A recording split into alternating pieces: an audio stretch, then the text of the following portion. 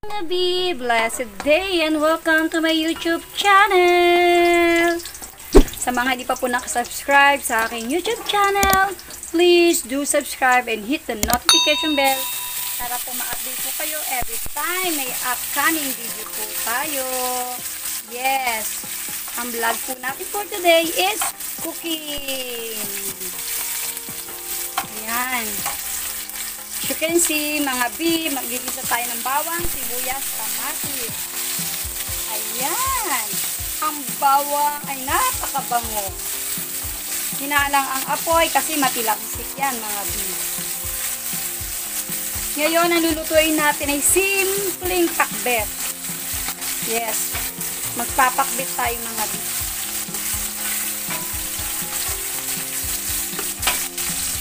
Yan, mga B. Ang ating bawang sibuyas.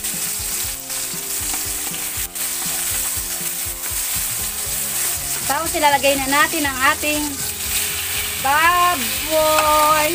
Oh, baboy! Yan po ang ating pambalasa ngayon. Konting baboy lamang po. Kasi ang pinakatotoong panlasa o pampalasa na lulutuin nating pakbet ay magmumula sa bagoong. Kung saan ako din po nagluto ng bagoong na ilalahok natin dito. Yung pong bagoong na yun, may baboy din po yun. Ako din po nagluto noon, mga di. Sa mga gusto matuto din ng simple pagluluto ng bagoong, meron po din po akong video niyan. Pwede niyo po siyang balikan sa aking mga video. Inuulit ko po, hindi po ako professional. Piniplex lang po sa inyo ang aking simpleng pamamaraan ng pagluluto. Dahil nga po, masaya nga po ako sa aking mga ginagawa sa buhay, sa araw-araw. Kaya naisipan ko i-flex sa inyo mga ginagawa ko tulad ng pagluluto. Ayan, ang sarap ng amoy, mga B. Sabi ko nga, hinaan ng apoy, mahirap matilamsikat. Mahirap matilamsikan ang ating peslak at ang ating balat. Naku, sayang naman, diba? Ayan. Naluluto-luto na ang ating karni. Pag parang napiprito-prito na yung ating karni, yan, lalagyan natin siya ng konting tubig. Pero hindi pa, kailangan piprito-prito muna. Yan, ang sarap ng amoy, mga B. Amoy na naman sa kapitbahay ang ulam niya. Ayan. Pag ganyan, mga B, lagyan natin siya ng konting tubig. Ayan.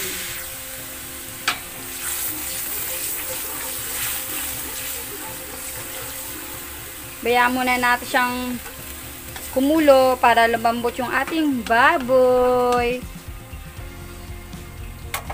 Madali naman sigurong lumambot siya, di ba? Pag lagi na natin ginagawa isang bagay, natatansya na natin, di ba? Ayan, ang aming baboy na lahok ng pakbet. Mamaya natin ilalagay yung iba pa natin mga panglahok. Ayan, okay, balikan natin siya.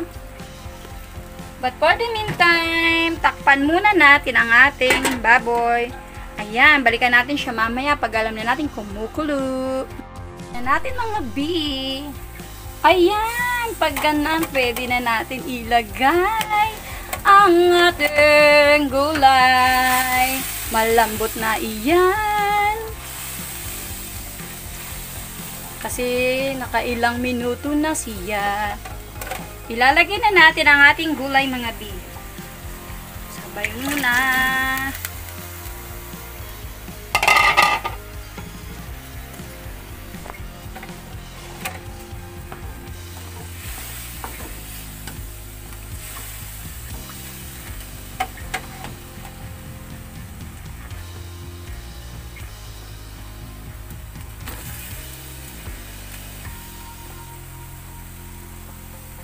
Ilagay ang gulay natin. Ilagay ang gulay.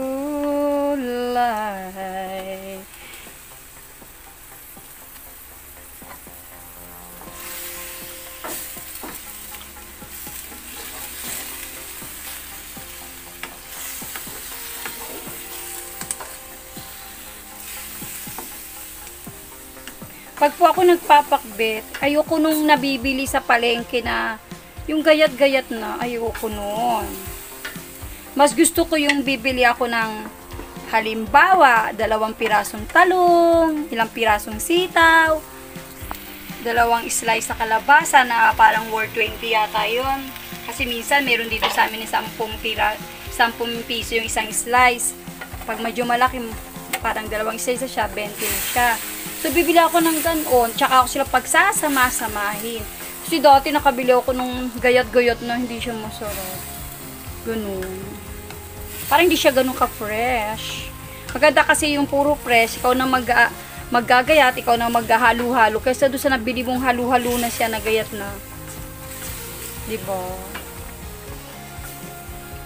Ito, ginayat ko na siya ng tanghali. Kasi ngayon ko gabi niluto. Kasi, inantok ako, mga bi. Eh, pagka binaano mo siya, ay, tanggalin natin to.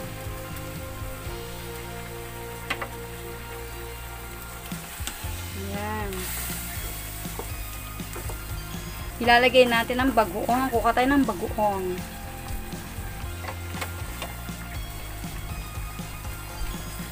Kunin natin ang bagoong natin. Ayan, mga bi. Ilalagay na natin ang bagoong.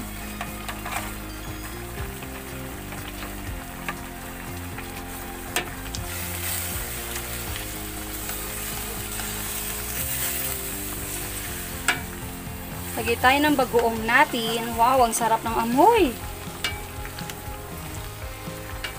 Siguro tutudo ko na to. Hindi naman yan aalat. Ang susi, mga bi, pag umalat ang luto nyo, lagyan nyo siya ng wash sugar. Nakakalas siya ng alat. Ayan, then lagyan natin siya ng betchin mamaya. Pero syempre, papalambutin muna natin ang gulay. Iwanan muna natin siya at takpan. Ang aking gulay lang ay sitaw, talong, at saka kalabasa. Tapos mamaya ko ilalagay ang kangkong. Inulit ko po, hindi po ako professional ha. Simpleng may bahay lang po ako. Piniplex ko lang po sa inyo yung aking mga ginagawa. Ayan, pamaraan ko lang po ito. Ayan. Simpleng ulam, pero masarap po siya. Ginisa ko po siya sa bawang sibuyas kamatis, tapos naglagay din po ako ng bagoong. Ayan. So, ayan yung gulay. Atin munang papalambutin siya. Tapos ilagyan ko lang nga siya ng baboy. Ginisa ko siya. Ayan. Hintayin natin siyang lumambot bago ilagay ang kangkong. Luto ng ating simpleng pakbet ng abi. Ang sarap. Tayin na natin. Yan. Okay, bye mga bi. God bless and keep safe. Don't forget to hit the notification bell. Bye!